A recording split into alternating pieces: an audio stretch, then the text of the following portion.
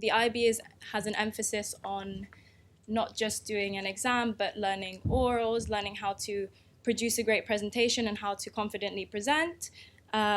You also undertake a lot of group work, which is very helpful when you have the transition to university, because in university you're often doing group work. So it teaches you these competencies that you really, really can apply to university, which I'll talk about now. Some high points and some low points during the IB. So my high point is something that I see a lot while I'm at university, and that's that I think the IB, when you're undertaking the IB, you learn these foundations. So you learn time management because you've got so many subjects. You learn how to be organized because you have to organize your time with the breadth of subjects, and you have extended essay and all these additional subjects. So I learned these competencies, well, the foundations definitely in the IB.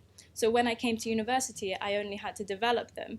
And being at university, I had the foundations of these skills, and it was a lot easier for me to develop them and to succeed in university. Whereas maybe in comparison to some people who don't have the foundations of these competencies, like presenting skills or research skills, when they come to university, they have to learn them, and it's hard to learn them when at university, you're moving at a really high pace.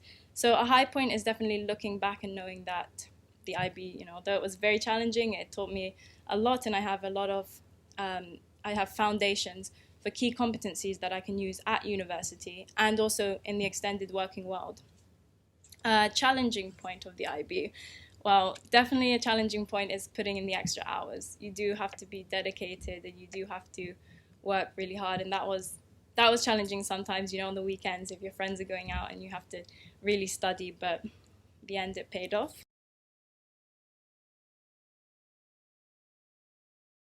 And I went to ACS Hillingdon, which is a smaller campus, and it was like a family. The teachers would put in the extra hours to help me out with especially during the IB. So doing the IB was very challenging, but I felt like I had a lot of support from the teachers, and I think ACS has been doing the IB for a long time, so they're very knowledgeable about how to approach it and how to really bring the best out of students so that they can succeed and excel in the IB.